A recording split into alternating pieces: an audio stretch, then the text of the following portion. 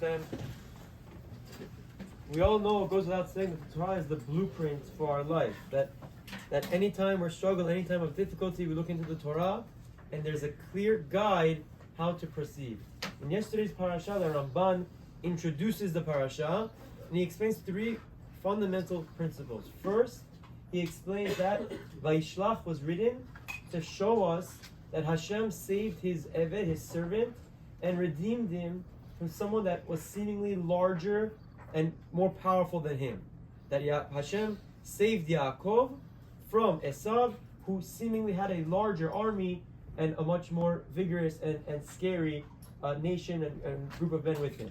Second, the Torah wants to show us that Yaakov Avinu didn't rely on his own righteousness. Rather, he prayed, he devised a plan, and he tried to succeed. He had a hishtadlut in defending himself and his family versus Esav.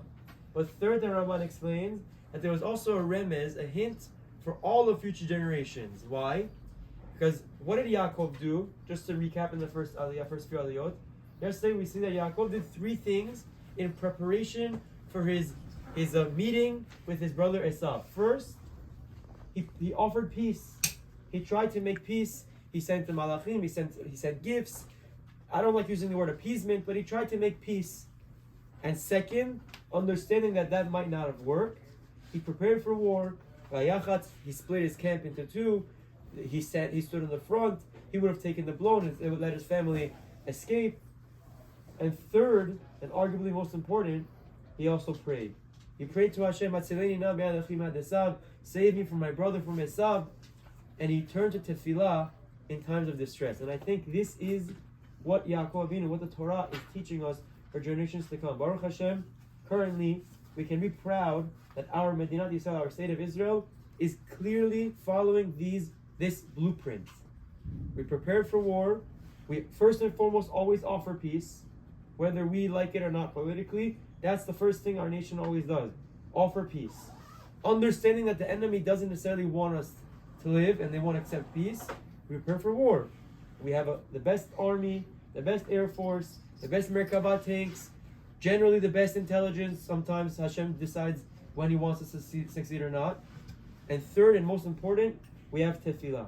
We have to pray, we have to learn more Torah, do more mitzvot, bring more zechuyot for our soldiers and all of Am Yisrael. And I think it's very clear to say that unfortunately us living in Chutz La'aretz in America, we can't fight, and we're not politicians who are calling diplomacy, calling shots with the diplomats and trying to arrange peace arrangements. But what we do have in this war is tefillah. We are able to pray, we are able to learn, and everything we do does protect the soldiers, does protect our chayalim and our brothers and sisters in the state of Israel. And we have to understand that although we're not literally shooting guns or devising plans how we're going to attack and destroy the enemy, through our tefillah, through our te'ilim, through our learning Torah, we are definitely on the front lines, protecting our soldiers, helping them succeed with the least amount of casualties and suffering to our side. And B'ezras Hashem, we learn, and tzedakah, of course. So we learn from our forefathers, from Yaakov Avinu, from the parasha, the blueprints of our life. And it's so relevant more than ever right now in times of war. What do? We offer peace. We have the best army, but we cannot forget to pray. And that's especially us in Chutz La'aretz that aren't there firsthand.